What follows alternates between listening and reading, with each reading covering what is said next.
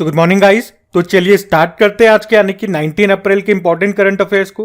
तो इस प्रश्न में आपसे पूछ रहे हैं अभी हाल ही में विश्व विरासत दिवस ये कब मनाया गया। तो आंसर होगा 18 अप्रैल को। तो इसे विश्व धरोहर दिवस भी बोल दो या फिर विश्व विरासत दिवस या अंग्रेजी में वर्ल्ड हेरिटेज डे तो बोलते ही है। हर साल 18 अप्रैल को मनाया जाता है। मनाने का उद्देश्य क्या है? पूरे विश्व में मानव सभ्यता से जुड़े ऐतिहासिक और सांस्कृतिक स्थलों के महत्व, उनके अस्तित्व के संभावित खतरों और उनके संरक्षण के प्रति लोगों में जागरूकता लाना ही इसका मुख्य उद्देश्य है। बात करें थीम क्या है?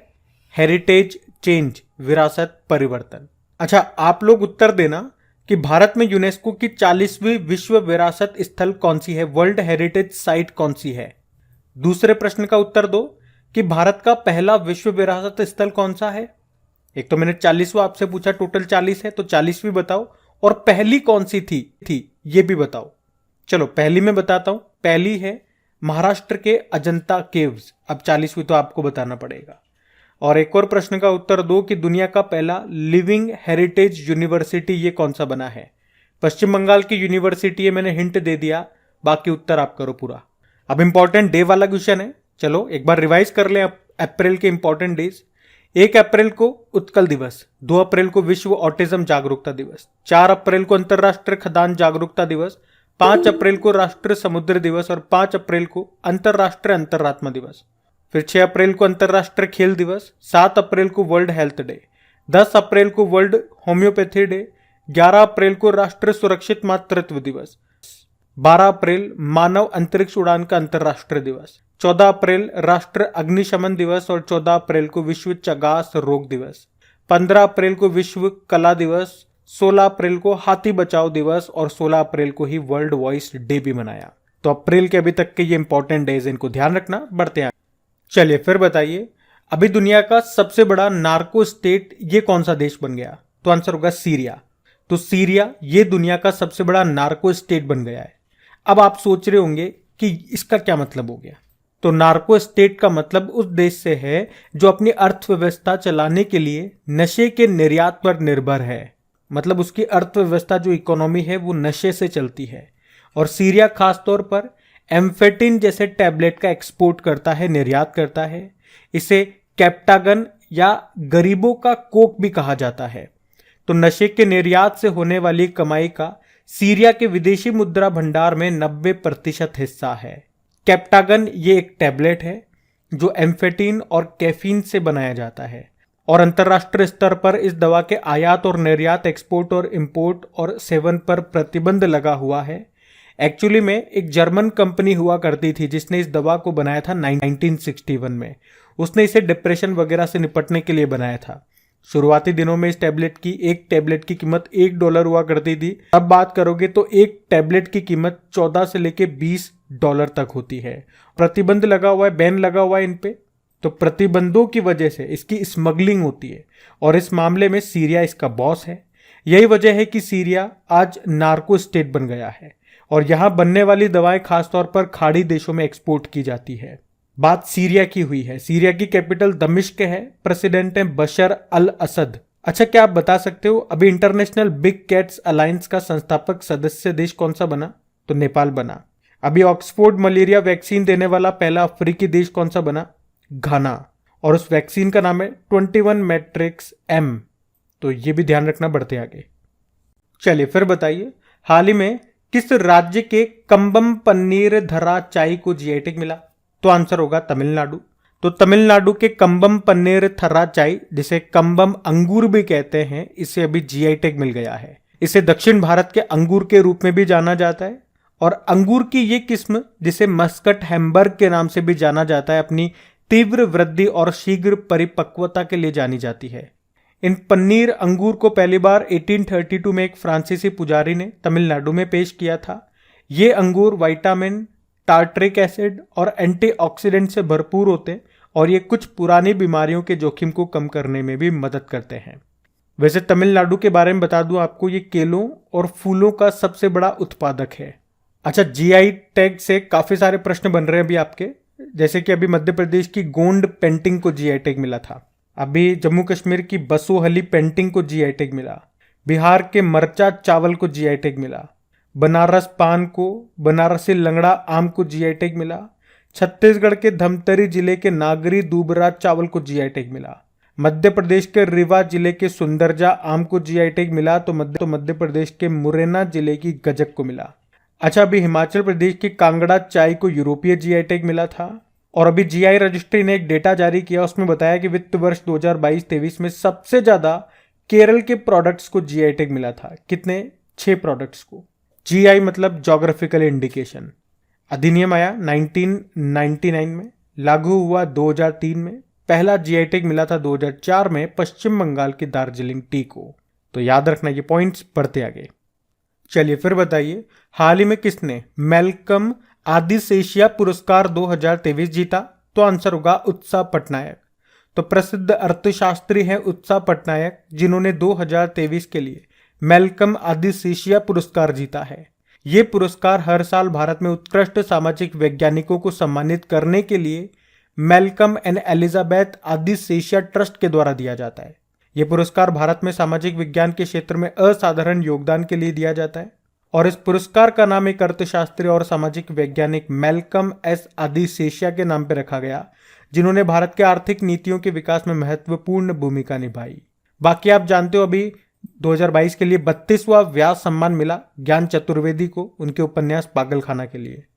शिव शंकरी तमिल लेखक हैं और अभी 2022 का सरस्वती सम्मान मिला इनके उपन्यास सूर्यवंशम के लिए।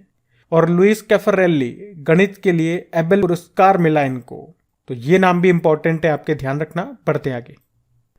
चलिए फिर बताइए, अभी अप्रैल 2023 में ब्राजील पैरा बैडमिंटन इंटरनेशनल में महिला एकल का खिताब किसने जीता? तो आंसर होगा नित्या श्रेय सुमथी ने। तो ब्राजील पैरा बैडमिंटन इंटरनेशनल ये एक इंटरनेशनल पैरा बैडमिंटन टूर्नामेंट है जो हर साल आयोजित किया जाता है और अभी इसमें वुमेन सिंगल इवेंट को जीत लिया है नित्या श्रेय सुमथी ने। इनके अलावा प्रमोद भगत और सुकांत कदम ने मेंस डबल इवेंट में गोल्ड जीता। तो आप कह सकते हो भारत ने इस टूर्नामेंट में, इस चैंपियनशिप में 2 गोल्ड मेडल जीते हैं। अच्छा, इसी तरह से आपको याद आएगा, अभी मैड्रिड स्पेन मास्टर्स 2023 का खिताब किसने जीता? वुमेन सिंगल टाइटल की बात कर रहे हैं। तो इंडोनेशिया की ग्रेगोरिया ने जीता। किसको हराया था? पीवी सिंधु को। और मेन सिंगल टाइटल केंटा निशिमातो ने जीता है, ये जापान के हैं। और अगर बात करें स्विस ओपन 2023 में मिक्स्ड डबल खिताब जीता था चिराग शेट्टी और सात्विक साईराज रंकीरेड्डी ने। और बैडमिंटन की बात है तो 2 कप और याद रख लो। थॉमस कप जो कि पुरुषों का बैडमिंटन टूर्नामेंट है, अभी 2022 में पहली बार इसको भारत ने जीता इंडोनेशिया को हरा के। और महिलाओं का बैडमिंटन टूर्नामेंट होता है उबेर कप, इसको साउथ कोरिया ने जीता चाइना को हरा करके। तो ध्यान रखना ये पॉइंट्स। बढ़ते आगे। चलिए फिर बताइए, कौन सा शहर 2023 पुरुषों की हॉकी एशियाई ट्रॉफी की मेजबानी करेगा? तो आंसर होगा चेन्नई। तो 2023 पुरुष हॉकी एशियाई चैंपियनशिप ट्रॉफी, इसकी मेजबानी ये भारत करेगा। कहां पे? चेन्नई में। ये एशियन चैंपियंस ट्रॉफी ये हर 2 साल में आयोजित की जाती है और आपको बता दूं पहली बार इसका आयोजन 2011 में हुआ था और उसको भारत ने ही जीता था। भारत ने मतलब 2011 वाला इवेंट, 2016 वाला इवेंट और 2018 में फाइनल मैच बारिश के कारण प्रभावित हुआ था तो उसमें भारत और पाकिस्तान को संयुक्त विजेता घोषित कर दिया था। तो आप कह सकते हो भारत ने अभी तक इसको सबसे ज्यादा बार यानी कि 3 बार जीता है। और चेन्नई से तो आपको जरूर याद आएगा 2022 में 44वां फिडे ओलंपियाड ये पहली बार भारत में हुआ था चेन्नई में, जिसका शुभंकर थम्बी था और उसको जीता किसने था? उज्बेकिस्तान ने। और अभी आपको याद आएगा कि अभी FIH men's hockey world cup जो कि इसका 15वां एडिशन था, ये भारत में हुआ था उड़ीसा में। उसमें टॉप पे जर्मनी था, सेकंड पे बेल्जियम था और ये जिस स्टेडियम पे हुआ था वो भारत का सबसे बड़ा हॉकी स्टेडियम है उड़ीसा में, जिसका नाम बिरसा मुंडा के नाम पे रखा गया। और बताओ, अभी नेशनल आइस हॉकी चैंपियनशिप जो हुआ था लेह लद्दाख में, उसको ITBP ने जीता था लद्दाख स्काउट्स को हरा करके। अभी बताओ, भारतीय पुरुष हॉकी टीम के कोच कौन बने? क्रेग फुलटन, ये साउथ अफ्रीका से हैं। और अभी senior women's national hockey championship या आंध्र प्रदेश के काकीनाडा में हुई, जिसको मध्य प्रदेश ने जीता। चलो ये बताओ, अभी रायबरेली हॉकी स्टेडियम का नाम किस प्लेयर के नाम पे रखा गया? यह आपके लिए होमवर्क प्रश्न हो गया, आपको बताना है ये। और अगर आपसे पूछे कि अभी हॉकी इंडिया ने पुरुष वर्ग का प्लेयर ऑफ द ईयर का पुरस्कार से किसे सम्मानित किया, तो हार्दिक सिंह को। महिलाओं में सविता पूनिया को। अभी AHF एथलीट एम्बेसडर बनी है सलीमा टेटे, हॉकी प्लेयर हैं ये। और अभी एशियाई हॉकी महासंघ ने भारत के हॉकी महासंघ को बेस्ट ऑर्गेनाइजर अवार्ड से सम्मानित किया। क्या ऑर्गेनाइज किया इन्होंने?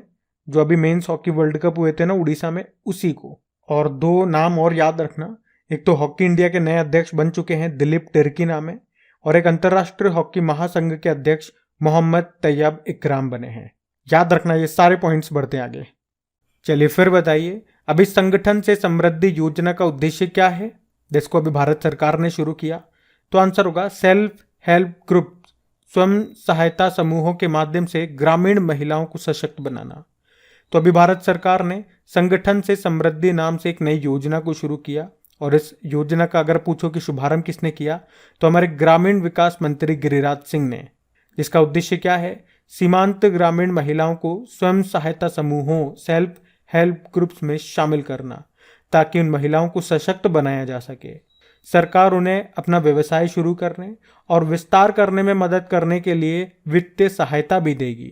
सरकार ने लक्ष्य रखा है कि स्वयं सहायता समूहों से जुड़ी हर महिला को सालाना 1 लाख रुपए कमाने में सक्षम होना चाहिए। अच्छा, योजना की बात है तो कुछ प्रश्न मैं आपसे पूछता हूं। अभी संजीवनी परियोजना को किसने शुरू किया? हिमाचल प्रदेश ने। अभी दृश्य योजना को किसने शुरू किया? हरियाणा ने। सिंगल यूज प्लास्टिक बाईबैक योजना को किसने शुरू किया? हिमाचल प्रदेश ने। मुख्यमंत्री वृक्ष संपदा योजना को किसने शुरू किया? छत्तीसगढ़ ने। और पथश्री रास्ता श्री परियोजना को ये शुरू किया था पश्चिम बंगाल ने। दयालु योजना ये हरियाणा की है। तो ये सारी योजनाएं अभी न्यूज में थी, ध्यान रखना आप। बढ़ते आगे। चलिए फिर बताइए, अभी हाल ही में जम्मू कश्मीर में किसानों के लिए कौन सा अभियान शुरू किया गया? तो आंसर होगा किसान संपर्क अभियान।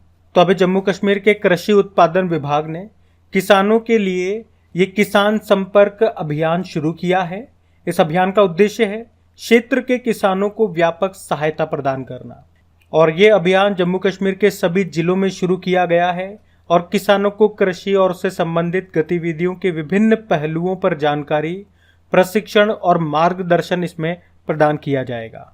देखो, जम्मू कश्मीर से आपको याद आएगा अभी आलिया मीर का नाम, वन्य जीव संरक्षण पुरस्कार 2023 इन्होंने जीता।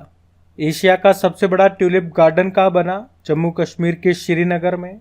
और डॉक्टर कर्ण सिंह का नाम याद है? ये जम्मू कश्मीर के रियासत के अंतिम शासक महाराजा सर हरि सिंह और महारानी तारा देवी के पुत्र हैं डॉक्टर कर्ण सिंह। अभी इन्होंने एक बुक लिखी है जिसका नाम है मुंडका उपनिषद, द ब्रिज टू इमॉर्टलिटी। और अगर मैं आपसे पूछूं कि कौन सा ग्रंथ कश्मीर के राजाओं के इतिहास से संबंधित है, तो राज तरंगिणी। और दुनिया का सबसे ऊंचा रेलवे आर्च ब्रिज ये बन रहा है जम्मू कश्मीर में, चेनाब नदी के ऊपर बन रहा है। चेनाब नदी से इसकी ऊंचाई है 359 मीटर। अभी खेलो इंडिया विंटर गेम्स का तीसरा संस्करण ये जम्मू कश्मीर के गुलमर्ग में हुआ, जिसको जम्मू कश्मीर ने जीता। और जम्मू कश्मीर में अभी लिथियम के भंडार भी मिले, और डिजिटल तरीके को पूरी तरह से अपनाने वाला भारत का पहला यूनियन टेरिटरी ये जम्मू कश्मीर है। जम्मू कश्मीर के पहले ज्ञानपीठ पुरस्कार विजेता का निधन हो गया, उनका नाम है रहमान राही। याद रखना, ये पॉइंट्स बढ़ते आगे। चलिए फिर बताइए, अभी हाल ही में कर्नाटक बैंक ने किसे अपना इंटरिम CEO नियुक्त किया? शेखर राव को। एक्चुअली में अभी तक कर्नाटक बैंक के CEO थे महाबलेश्वर MS, जो कि अभी रिटायर्ड हो गए। तो उनके स्थान पर शेखर राव को बैंक ने अपना इंटरिम CEO बनाया। इंतरिम मतलब क्या होता है? जब तक उस पोस्ट पे कोई नहीं आ जाते तब तक ये इस पोस्ट पे बने रहेंगे, काम संभालेंगे। कर्नाटक बैंक की बात करें, देखो कर्नाटक बैंक की स्थापना होती है 1924 में, हेडक्वार्टर मंगलुरु में है। टैगलाइन होती है your family bank across India. तो याद रखना ये। बाकी AU स्मॉल फाइनेंस बैंक के MD CEO कौन बने? संजय अग्रवाल। एक्सिस सिक्योरिटीज के MD CEO बने प्रणव हरिदासन, और इंडियन ओवरसीज बैंक के MD CEO बने अजय कुमार श्रीवास्तव। तो याद रहेगा ये। बढ़ते हैं आगे। फिर बताइए, महिला सशक्तिकरण के लिए भारत ने संयुक्त राष्ट्र की संस्था को कितना पैसा दिया? तो आंसर होगा 4.09 करोड़ रुपए। तो भारत ने महिला सशक्तिकरण के लिए संयुक्त राष्ट्र की संस्था को 4.09 करोड़ रुपए का दान दिया है। और दान देने का उद्देश्य क्या है? लैंगिक समानता और महिला सशक्तिकरण को आगे बढ़ाने की दिशा में यूनाइटेड नेशन वुमेन के प्रयासों का समर्थन करना।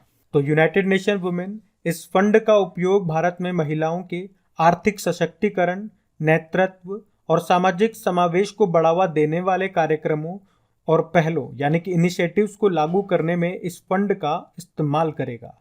वैसे भारत यूनाइटेड नेशन वुमेन के कार्यकारी बोर्ड का संस्थापक सदस्य भी रहा है और वर्तमान में एक सदस्य के रूप में काम कर रहा है। यूनाइटेड नेशन वुमेन स्थापना होती है 2010 में। ये संयुक्त राष्ट्र की एक संस्था है जो लैंगिक समानता और महिलाओं के सशक्तिकरण के लिए समर्पित है। अब हम कल के करंट अफेयर्स को रिवाइज करेंगे।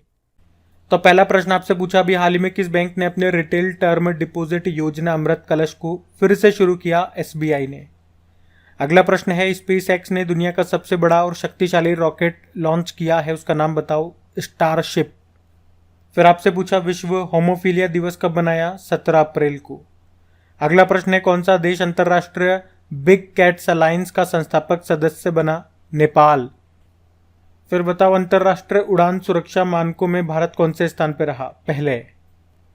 फिर बताओ, आईपीएल में सबसे तेज 100 विकेट लेने वाले खिलाड़ी कौन बने? Kagiso Rabada. तो बताओ, वित्त वर्ष 2022-23 में भारत का सबसे बड़ा व्यापारिक भागीदार देश कौन सा बना? अमेरिका। फिर बताओ, अमेरिका मोटोजीपी स्प्रिंट का ग्रैंड प्रिक्स किसने जीता? फ्रांसेस्को बगनिया।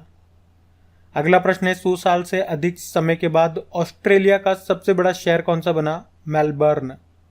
और फिर आपसे पूछा, यूरोप के सबसे बड़े परमाणु रिएक्टर को किस देश में चालू किया गया? फिनलैंड में। और गाइज, अगर अभी तक आपने वीडियो को लाइक नहीं किया तो इसे लाइक जरूर कीजिएगा और अपने दोस्तों के साथ में इसे शेयर जरूर कर देना। चैनल को पहली बार देख रहे हैं, पसंद आया तो इसे सब्सक्राइब कर लीजिए, उसके पास में बेल आइकन होगा उसे भी प्रेस करके ऑल नोटिफिकेशन को सेट कर लीजिए ताकि आपको जब भी वीडियो अपलोड हो उसका नोटिफिकेशन मिल सके। यहाँ पे आपको वीकली, मंथली और हर महीने के टॉपिक वाइज वीडियोस भी मिल जाएंगे। प्लेलिस्ट जाकर चेक कर सकते हैं आप। बाकी आपकी प्रैक्टिस के लिए क्विज बना करके अपलोड किया जाता है, पीडीएफ भी आपको मिल जाएगी क्रैक एग्जाम एप्लीकेशन में, जिसका लिंक डिस्क्रिप्शन बॉक्स में है। अब होमवर्क प्रश्न देखते हैं और सेशन एंड करते हैं। तो कल के वीडियो में आपसे पूछा था कि फील्ड वर्कशॉप को कमांड करने वाली पहली महिला अधिकारी कौन बनी? तो आंसर होगा गीता राणा। आप सभी ने प्रश्न का बिल्कुल सही उत्तर दिया है। अब ये रहा आज का आपका होमवर्क प्रश्न।